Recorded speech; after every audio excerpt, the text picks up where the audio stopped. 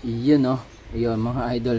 Ang gagawin natin ngayon, magpapalit tayo ng coil spring dito sa likod ng aking kotse. Kasi wala medyo nabababaan na ako sa kanya. Then kapag kami sumakay, kahit dalawang bata lang, bagsak na bagsak agad. So ang decision ko is palitan natin ng coil spring para masubukan natin.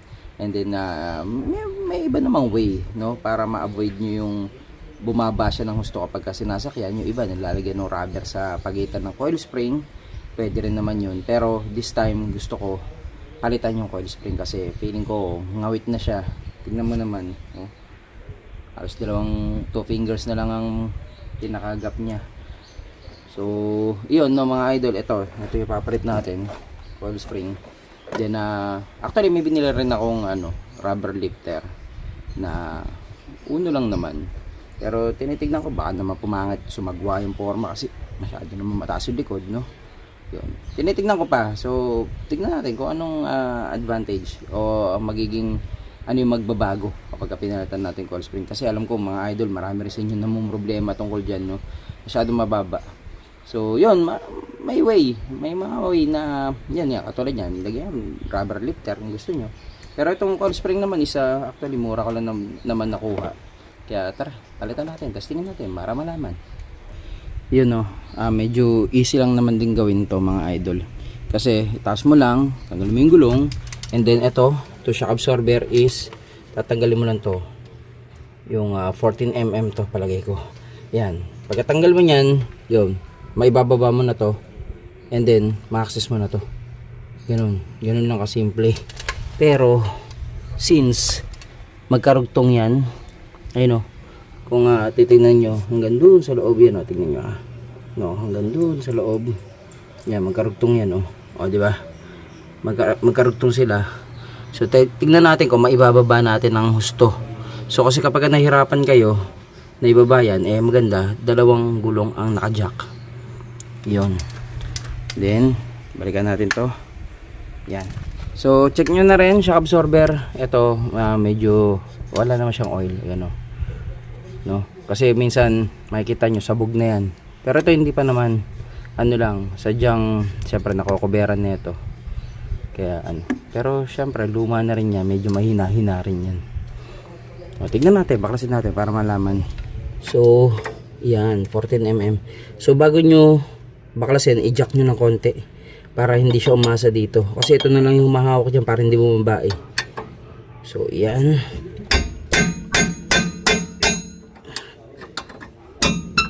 yan.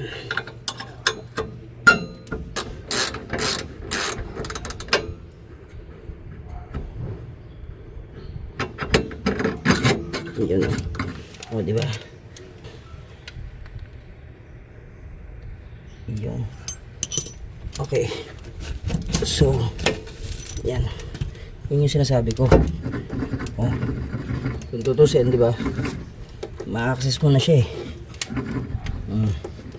Pero syempre kukontra yung kabila eh.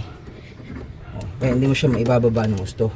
So pinakamagandang moves is i-jack mo rin yung kabila, then bakasin mo na rin. Total mo rin naman yun eh, babakasin mo na rin yun eh, diba?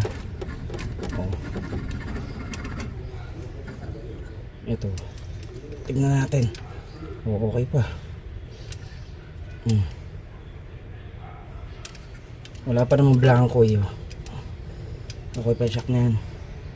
So yun nga no, mga idol, hindi yan bababa ng husto dahil nga kinokontra ng kabila. No, para maibaba mo siya ng tuluyan, baklasin mo na rin yung kabila para madali. So yan mga idol, natanggal ko na to. Pagka natanggal mo na yan is magdadrop na yan. So dahan-dahan lang yan o, kasi as in all the way na yan, kaya kailangan mo supportan eh. Yan o, tinanggal mo ng gusto, as in baklas na yan. Tingnan mo. Okay, yan ang sinasabi ko. Kaya pagka hindi mo binaklas yung kabila, wala ko kontra yun. Tingnan mo to ha. So depende sa suspension eh. Yan, tingnan natin. Mapakita ko. Gumagalaw lahat Di ba? Isipin mo, may pagpipigil dyan. Di ba? Oh. Game. So, ibaba mo lang yan. Actually, yan oh. Oh, di ba? Gagano mo lang, baklas na yan eh. Wala siyang rubber dito. Ewan ko kung bakit wala. Rekta-rekta lang. Tingnan natin. Oh. So, base sa manual niya, wala tong rubber. Yun na talaga yun. Ito lang, to sa may taas lang. Yun. And then pagka tinignan natin tong loob, yan. So, yan sa loob oh, makita ninyo, meron siyang parang guide, no? Tapos dito siya mag-i-stop. Ito, tong part na to. Yan. So, maganda dyan. Eh, linis-linisin mo na rin. Nandiyan ka na eh. Yan oh. okay. So, compare natin. No. So, ang model nga pala sa KYB is para sa Honda City na 2008. No, actually 2003, 2008 yan eh. RZ5108. Yan. So, original daw, di umano. And, ito nga pala, no. Bumili kasi ako netong ating rubber lifter para kung sakali. Yan o. Rubber lifter naman. And then, actually ito mga idol, hindi to kasali ah. Binili ko ng hiwalay ito. Binili ko lang sa ano lang, panigurado lang kung magustuhan ko magtaas. Pero ito talaga yung laman niya. Yan. Yan, compare natin oh. Yung kasing height naman, no? Actually mas mababa pa nga ng konti. Kung i-compare sa haba, oh. Yan oh. Oh, yan, paras na ikot. Baba onti, no? So tuloy natin, no? Ito nga lang mga idol, nilagyan ko ng kaltas dito para doon parang siya humuyo sa may dati niyang forma. Yan oh. Kasi kapag yan, ginanyan mo, yan oh, yung sinasabi kong parang stopper niya. So, yan oh. Medyo hindi magpapantay eh. So kapag yan oo. Mapwesto siya. Lapat na lapat, di ba? Yan, install ko to. Sa taas wala naman siyang groove eh. Ito lang, may groove lang to dito. Yan o, i-stop naman siya ng ganun. I-align mo lang din yun. Ayun, syempre. O pag i-install mo na yan, kailangan naka-align ka. At ibababa mo to. Yun lang. Kailangan kasama eh. Para maibaba to ng maigi oh.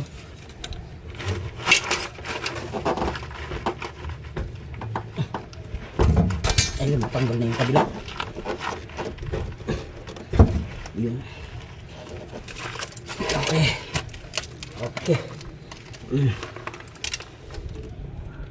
Ngayon, iikutin ko lang siya dito. Para pantay. Iyon. Tapos dito check nyo lang kung lapat. Siyempre. Oh. Yan. Oh. Yun oh. Oh, yan oh. Na-install na yan. Kabilaan na. Ito yung isa oh. Ayun. Oh, installed na. Installed na rin to.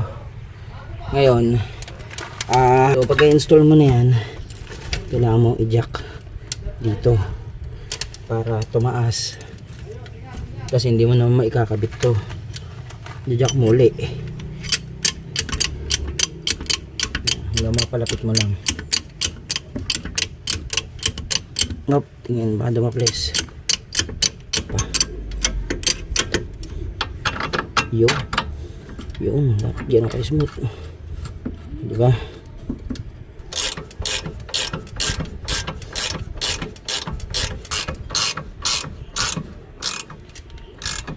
Okay. Tapos yan. So higpit. Yun. So pa. Okay. Okay na yan. Goods.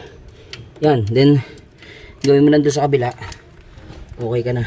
Tapos na. Ganun lang. Tignan natin yung resulta. Ayun oh. Yan, medyo mas mataas na siya pero hindi pa gumugulong yan. Pag gumulong yan, medyo mas bababa pa syempre.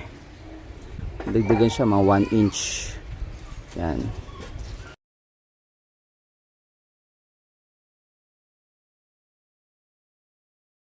So, ngayon mga idol, gumulong na. Pinagulong ko lang, atras abante lang. Kasi pag galing sa jack yan, talaga mas mataas ng onte. Kasi syempre, yung mga gulong, nakapit, hindi pa nakaset, kumbaga. Pero ngayon, nung gumulong na, ayan, mas, ano siya. Sakto lang. Pero mga, saktong 1 inch or less, ano dagdag sa kanya. Goods na ako dyan kasi, kaysa yung, syempre, kapag mababa, talagang medyo forma rin eh, no? Pero iba yung mababa, yung sinadyang nilowered kaysa sa ngawit. No, kapag ang ngawit, talagang 2 tao lang sumakay, lundo-lundo, sumasayad. Ito, actually, buti na lang yung mags ko kahit papaano, hindi naman siya talaga totally sumasayad. Pero, nung nakita ko, pasayad, dahil maabot dito yun. Pasayad talaga, medyo may kaskas onte eh, kasi syempre, pinorma ko rin, medyo naglabas din ako nung mags eh. 80-35 yan eh. Tapos, 16/7. So, mas malapad, mas lumabas. So, isipin mo, pagka 16/7, so from, ang stock is 5.5, ganyan eh. So, nadagdagan siya ng 2 inch. So, ibig sabihin, tig 1 inch kabilaan, plus, yung lapad niya, no, yun yung tig 1 inch kabilaan, then nag-offset ako ng 35, no. So, medyo lalabas pa yun.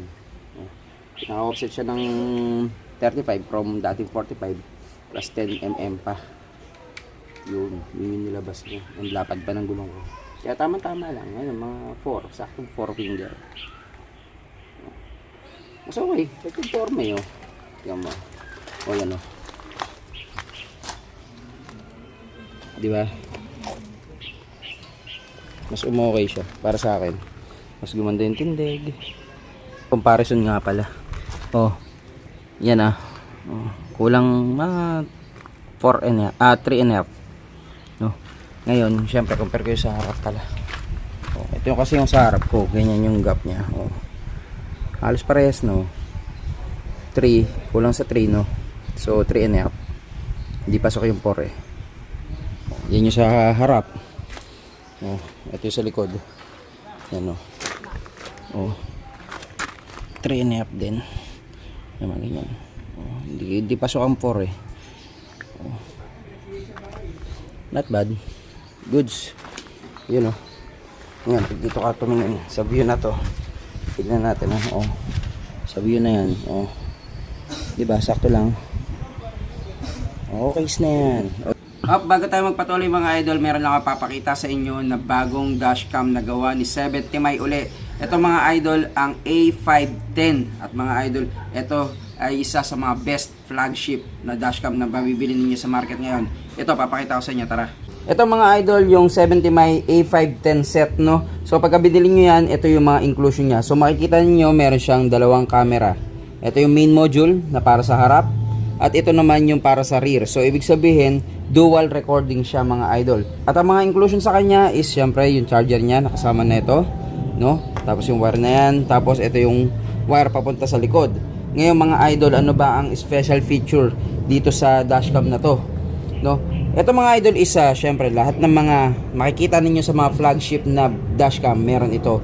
Katulad ng ADAS, GPS, kasama pa rin yan. And then syempre dual recording, audio recording, nandiyan pa rin 24-hour parking surveillance, meron siya mga idol. Pero ito ang pinagyayabang ng dashcam na ito dahil ito ay merong Sony Starvis 2 na sensor. So that's IMX 675. Ang advantage nun mga idol is 10% na mas magaling yung HDR niya at mas maganda yung kanyang night vision. Ibig sabihin mga idol, kahit low light ay kayang-kaya niyang i-capture dahil nga ang sensor nito is gawa ng Sony, yung pinaka-latest na sensor nila. At kaya na ito mag-capture ng 1944p, no, na mas higit kaysa sa mga full HD. Sobrang linaw nito mga idol. Ngayon, ito pa ang isang catch niya na napakaganda. Pwede mo siyang partneran neto 70 May 4G hardwire kit. So ito yung magiging capable siya ng 24-hour na tuloy-tuloy na recording. Ngayon mga idol, Ano bang pinagkaiba niya sa iba? So itong mga idol is pwede siyang lagyan ng SIM card. So pagka nilagyan mo siya ng SIM card, ang mangyayari sa kanya is para ka na rin merong CCTV sa inyong sasakyan na pwede mo i-access anytime. So pwede mo siya i-access through cellphone at ma-monitor. Kahit na naka-standby o nasa parking lang ang inyong sasakyan, kaya mong i-monitor yung nangyayari o yung napapanood mo. Kahit gamit pa siya ng iba, no, pwede mo siyang i-monitor dahil nakakapag-transmit siya ng video o nakakapag-stream ng video papunta sa inyong cellphone wirelessly, syempre, dahil nga meron siyang lagayan ng SIM card, which is ito yung sinasabing 4G connectivity enabled niya, na pwede siyang lagyan ng SIM card para magkaroon ng internet at ma-access ninyo ang laman kahit nasaan kayo. So yun na nga mga idol, no, napakaganda nitong flagship na dashcam na to. Kung naghahanap kayo ng magandang dashcam na full featured talaga na wala sa iba, ito pa mga idol is yung 70Mi A510 mga idol. Yun, 4G connectivity, ito talaga nagdadala, tsaka yung sensor niya napakaganda. Talagang pagkadating sa night vision, panalong panalo, tapos yung linaw, panalong panalo, plus yun nga, ma-access nyo siya kahit nasaan, kahit iba may gamit, dahil nga nakakapag-stream siya ng video through 4G connectivity wirelessly, so via internet ma-access nyo siya para kayong may CCTV sa inyong sasakyan. Yun mga idol.